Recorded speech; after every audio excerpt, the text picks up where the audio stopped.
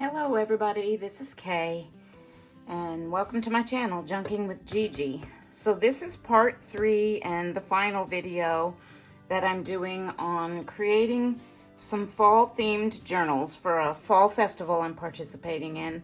I will link the first 2 videos below if you haven't seen those and are interested in going back. In the first 2 videos, I basically created the covers. And it took a while because I did the insides and then I did the outsides in 2 separate videos. But what I'm going to do today is decorate the covers and sew in the signatures and probably do pockets and fill them in with ephemera and stuff like that. But this is what I have come up with for the covers so far. And I want to mention that all the digitals I'm using are from the Digital Collage Club, which you can purchase a subscription to. It's actually called Making and Creating, the website is, and the Digital Collage Club is part of that. So I wanted to mention that, but I've taken some packaging paper or some tea-dyed paper and some lace and images from that.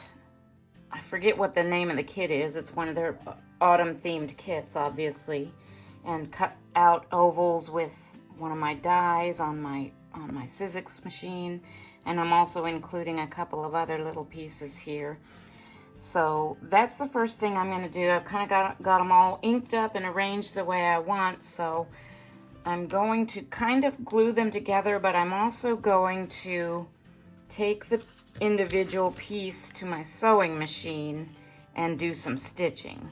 So this is the first one that I came up with for this cover, and I'm just gonna set it up how I want it. I wanted my packaging paper to show a little bit on this side, and then I've got my focal point image, and then I also added a little bit of another piece of an image. I wanted to include some wording on these. So I'm just going to take my art glitter glue and kind of tack these down just a little to hold them in place while I take them to my sewing machine. So I'm just going to put a few dabs under the lace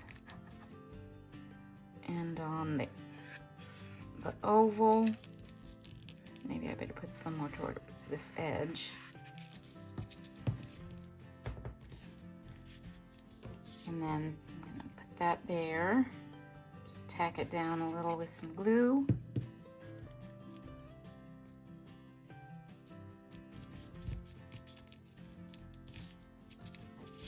Maybe put a little bit more under this edge.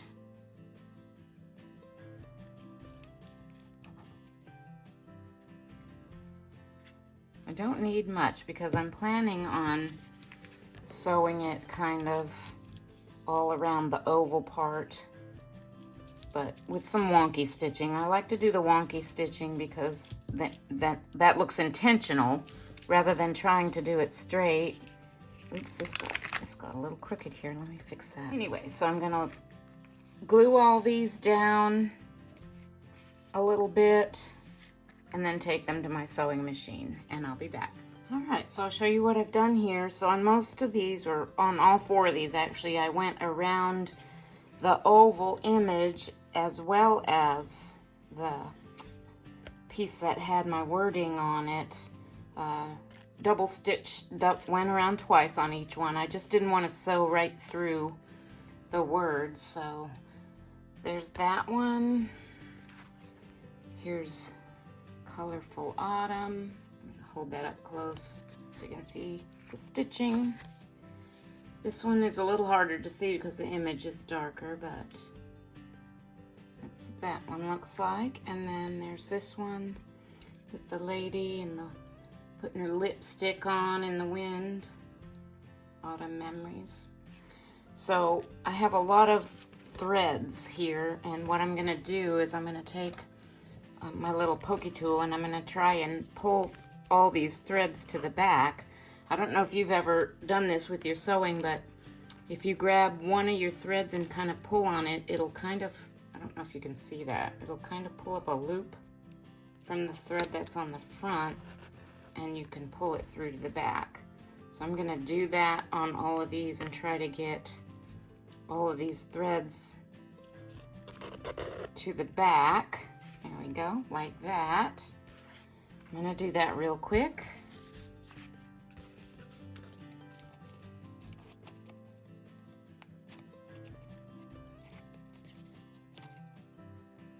Some of my threads got caught and I had to kind of fight with them, but eventually I got them all to the back, and what will happen is once I glue these all down, the glue will, I'll make sure I get glue on the threads and it'll kind of hold those all in place.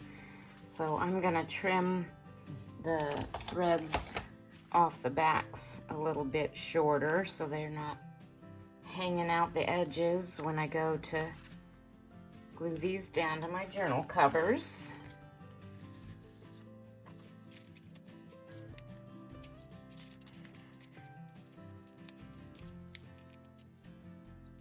Now I'll be taking my Fabri-Tac glue, and I'm holding it upside down because this one's getting kind of empty and trying to get it all to run down into the tip. And I'm gonna put this all over the back, and I'm gonna make sure I get it where those loose threads are too, so that they won't come undone. And I basically just putting glue on the backing, the paper backing. I'm not gonna put it on the lace because sometimes this Fabri-Tac, well, I mean it does, it dries shiny and it might show through some of that lace. So I don't wanna put it on there, but I'm gonna put it all over this backing and glue these on to my covers.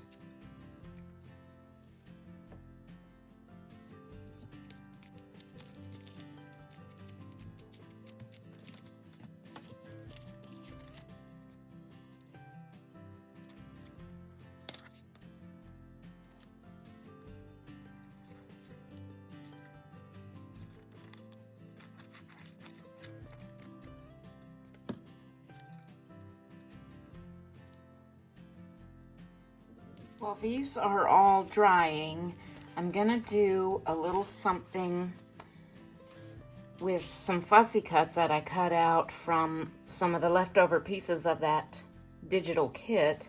I've got a few little butterflies. That's just a little like nut and leaf cluster, a couple of leaves, a mushroom, some berries.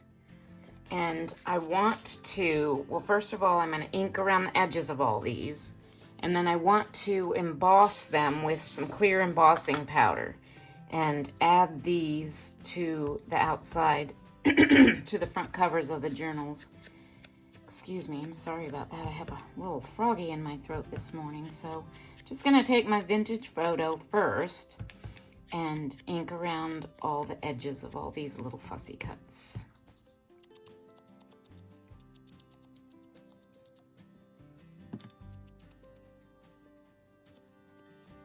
So I'm going to use my embossing dabber here. This is the Distress Embossing Dabber. It's just clear. And I'm going to use my clear embossing powder. And I'm going to use a pair of tweezers too so I don't burn my fingers. I think I'm just going to do 2 or 3 at a time because I don't want my ink to dry before I get around to sprinkling the powder on everything. So I think I'll just start with, I've got some glue on my hand here, with a few of them. Let me do a butterfly, the nuts and leaves, and I'll do the mushroom too here. So I'm just gonna take my dabber, and I usually keep it sitting upside down like this so that it's good and ready down in there when I'm in the sponge part. And I'm just gonna kind of dab all over these images using my tweezers to help me here too.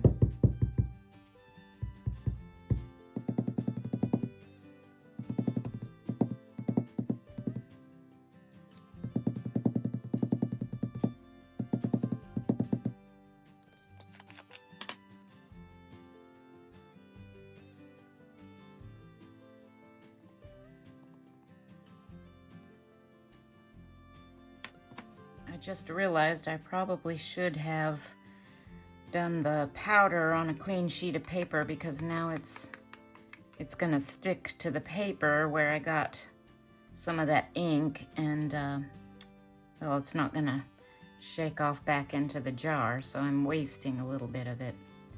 But I'm just kind of brushing off what I can here, and then I'm gonna get a clean scrap of paper out to heat emboss these on.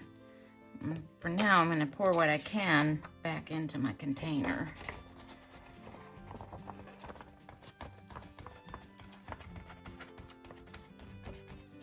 But see, a lot of my powder stuck on there, so. All right, I've got a few sheets of scratch paper here, so I can switch them out if I need to. And I've got my heat gun, just found this on Amazon. The brand is Chandler.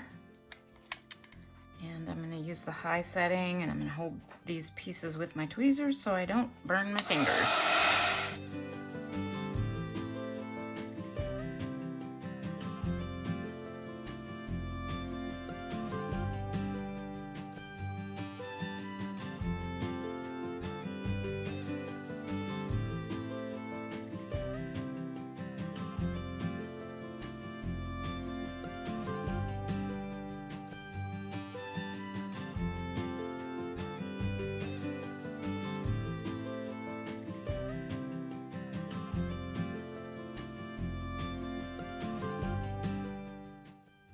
There's those 3 pieces done.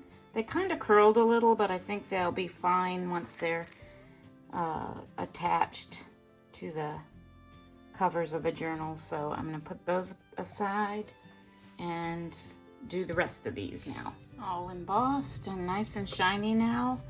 I'm gonna get back my covers. And these are good and dry now, and decide where I want to put these embossed items.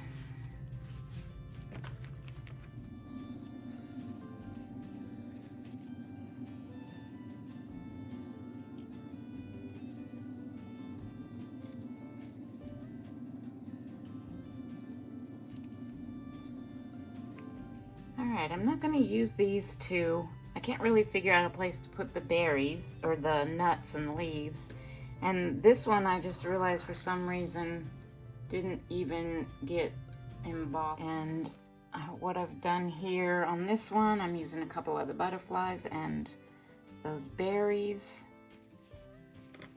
On this one, I figured the mushroom would go well on the mushroom one. And on this one, I'm just using that kind of neutral colored butterfly. I think that looks kind of nice up against that darker background. And then the leaves I thought would go well with this one, the lady in the wind with the leaves. So I'm just gonna put those right there on that one. For this, I'm just gonna use my art glitter glue.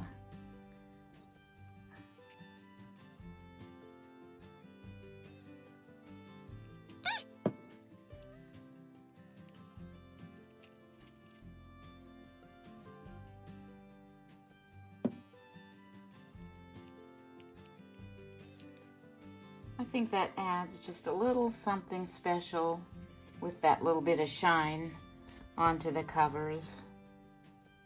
I like the way that looks. The mushroom here.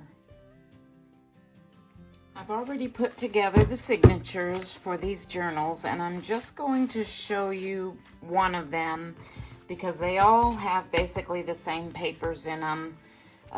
They might be arranged a little bit differently, but they're all basically the same. So I've just got some tea-dyed paper, some column ledger paper.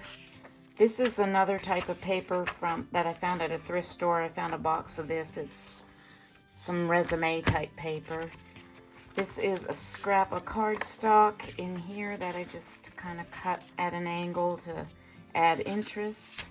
I've got some tea-dyed graph paper. This is a piece of notebook paper, and the funny thing about lined notebook paper is whenever I tea or coffee dye them, the lines disappear. I'm gonna pull that out and show you. The red line for the margin is still there, but the blue lines, they just disappear. I guess, I don't know, I guess they're not, the acid or something maybe just fades them, I don't know. Another piece of tea-dyed paper. This was a piece of craft paper and it was too wide this way, so instead of cutting it off, I folded them over and I tucked lace under that fold and just kind of sewed that on with some real fancy stitching there. This is still open under here, so this theoretically could be a little bit of a tuck spot. This is some lined paper that I had coffee dyed. This is some type of architectural paper or engineering paper or something. This is a piece of a book page from a calligraphy instruction book, and I left, it was kind of a spiral bound one, and so I left the holes intact and I just ran some ribbon through those holes.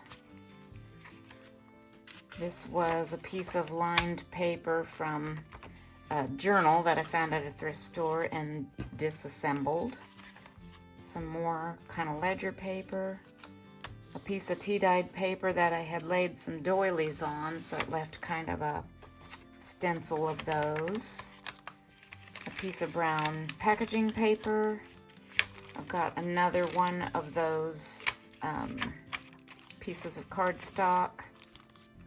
And then this is some tissue paper that I had stenciled on. I did that when I was working on the covers because I had some leftover paint, bronze paint from one of the covers, and I didn't want to waste it, so I used it up to stencil on a piece of tissue paper. And then I liked the way that looked so much, I actually did that to all 4 of the pieces of tissue paper and the other signatures as well. And this is a little piece of manuscript, music manuscript, another piece of tea-dyed paper, a little piece of lined paper from a small journal. This is a book page from a book that was, I think it was called On the Front Porch or something like that. Just basically how to decorate your front porch, and it has different pictures throughout it of different people's front porches around the country. And so that's basically it. This is just the other side of all the pages. On that tissue paper, it was pretty long and I didn't want to cut it off, so I just folded this side in to make kind of a flip. Packaging paper, ledger paper, the other side of that calligraphy paper, the other side of that craft paper, and so that's basically it for the signatures. For sewing in the signatures, I'm going to use this, it's like waxed thread. I'm not sure if it's linen or cotton or whatever, but I'm going to get 4 pieces of this ready to sew in these signatures. And I'm going to use the 3-hole pamphlet stitch. So I usually do 1, 2.5 plus a little bit more length of this for sewing in the signatures. So I'm going to go ahead and cut that and cut 4 more of those pieces. Before I start sewing this in, I'm just going to kind of go through here and make sure I have my papers where I want them, because some of them aren't the full length. And I want some of them in the middle, some of them towards the top, some towards the bottom, and so on and so forth. So I'm going to get these all kind of in place where I want them.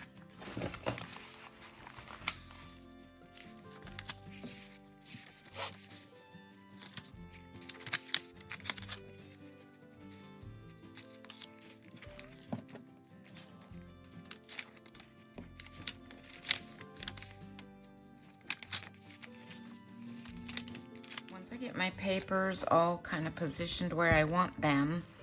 I'm going to make sure they're all nice and tight up against the crease of the spine. And then I'm going to take a couple of these binder clips and place them on the sides to hold this signature and the pages in place while I sew it in.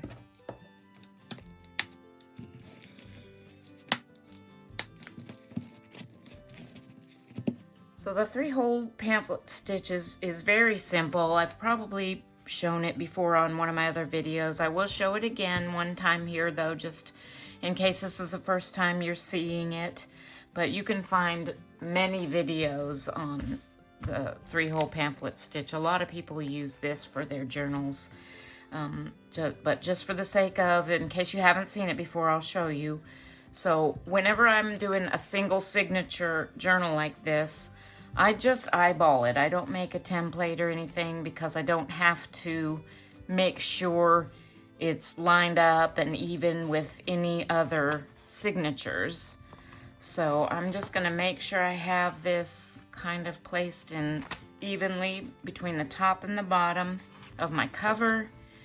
And I'm going to just make sure it's right up in the crease.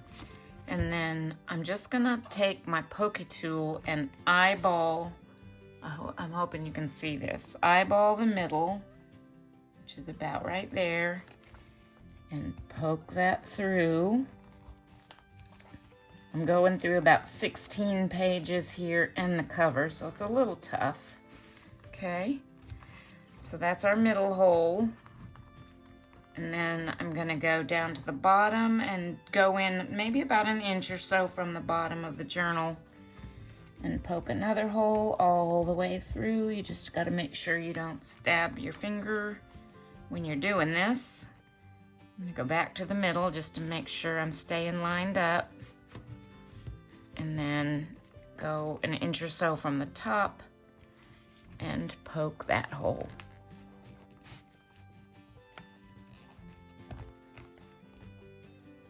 Okay, so I'm going to leave that pokey tool in there just until I get started. It kind of holds it in place for me. I've got my waxed thread on my needle already, ready to go, and I'm going to start in the middle hole from the inside. I usually start from the inside. You can start from the outside. That's just not the way I'm doing it. Excuse me. And so I'm going to go through that middle hole. And then I'm gonna leave a tail of a couple of inches, 2 or 3 inches on the inside here, because that's where we're gonna tie it off once we get this all sewn, okay? And now I'm gonna go to my top hole and pull out my pokey tool and go from the outside all the way through. Okay, pull that through. Pull up all your slack. And now we're going to go all the way down to the bottom hole to the outside. And this is where it gets a little tricky because you have to go back through the middle hole to, oops, got loose here. So let's pull it nice and snug. And go back through your middle hole. And you want to try and do this without piercing your other thread. So, I'm struggling here. There we go. And when you come up through the middle hole again, you want to bring your string, your loose end, to the other side of this middle strand from where your other string is. So you want your loose ends on either side of this middle strand. And now you want to make sure everything's pulled nice and snug. I always pull straight up when I'm pulling these snug because if you pull to the side, you could rip your papers a little bit. I'm going to check the outside and make sure things are snug out there. And pull up one more time. And just tie a square knot. Left over right. and right over left.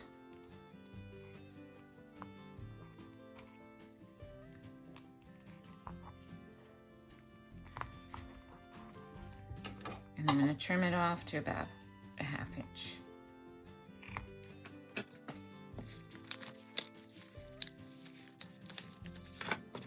And there's our first journal with the signature sewn in. I'm going to do the same thing to the other 3 journals, and I'll be back to show you them when they're complete. Okay, I finally got all 4 of these completed. This is actually a couple of days later. I had to stop working on them a couple days ago when I was filming, and I just got called away and had to put this aside, but I got back to it this morning and I finished these up. All of them, the signatures are sewn in, and I wanted to point out a couple other things I decided to do, and that is I decided to do some gold splatter on the fronts of all of them. I just thought, at first I was just going to do it to this one because of the plain fabric. I thought it needed something else, and then just kind of got carried away with my gold splatter and decided to do that on all 4 of them.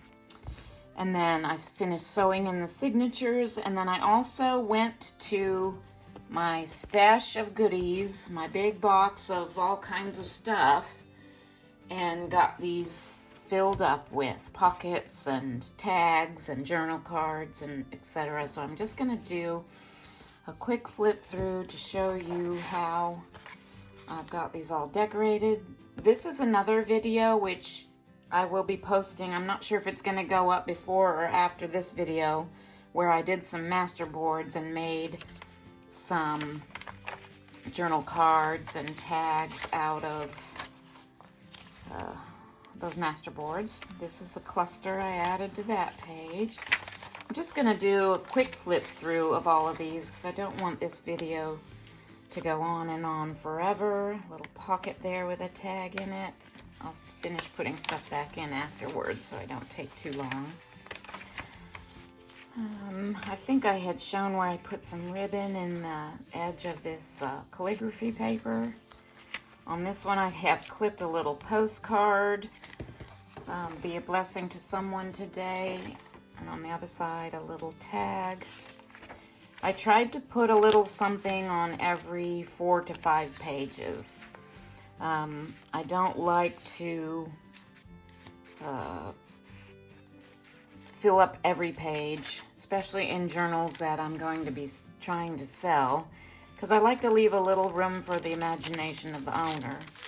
These were some pockets, and I put a little, this is a little wooden embellishment of a leaf. My daughter gave me a box of these leaves a couple years ago, and I don't know where she got them, but they add a little bit of bulk, but they're pretty thin. I don't know if you can see that if my camera's focusing. So they don't take up too much space. And then a tag made out of that master board. So yeah, I like to leave plenty of empty space for the owners to use their own creativity and fill up their journals, but I don't want to leave them completely empty either. So finish flipping through this one. This is a vellum pocket.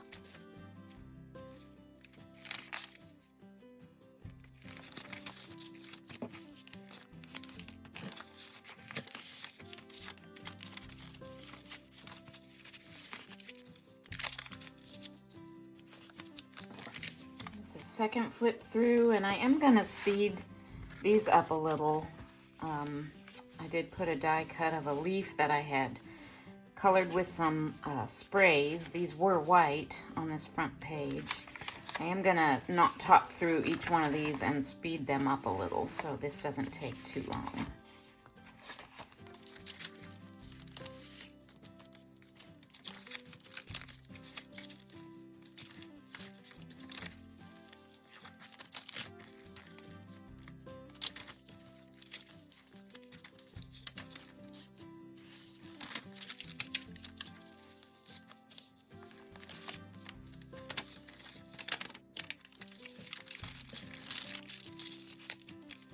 I made a little vellum kind of corner pocket for each one of these journals as well, and I just covered some music paper with some vellum and then sewed all the way around, and I did an embossing of a little tree image with some postal marks there on each one.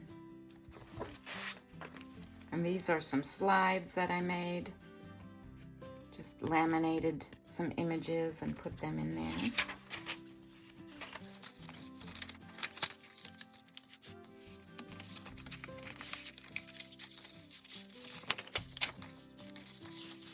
This is the third one with some mushroom images. On each one of these, I also put one of my little notes explaining about junk journals, because some people have never heard of them before and don't really know what they're supposed to do with them.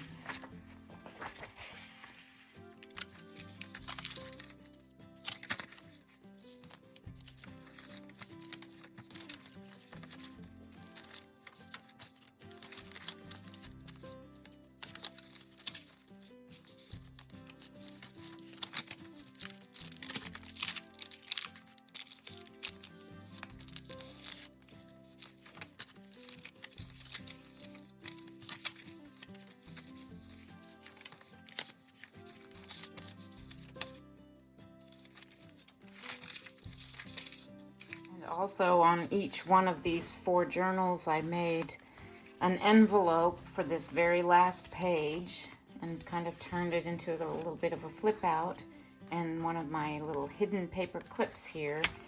And inside the envelopes, I just have a number of goodies, little journaling cards and notes, papers, tucked into each one of those envelopes. But not least, our lovely lady fixing her lipstick in the windy weather. Autumn memories.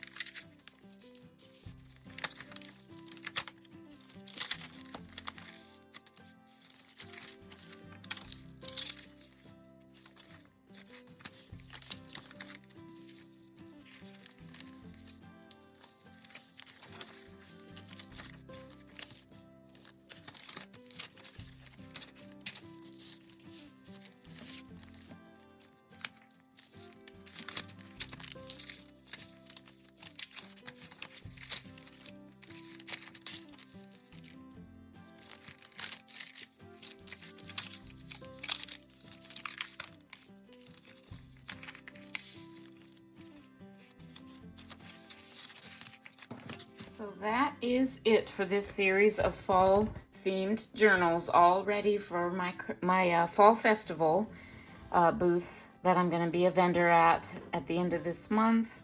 And I will probably also at some point be listing these on my Etsy shop unless I sell them there. So you might want to check that out if you're interested.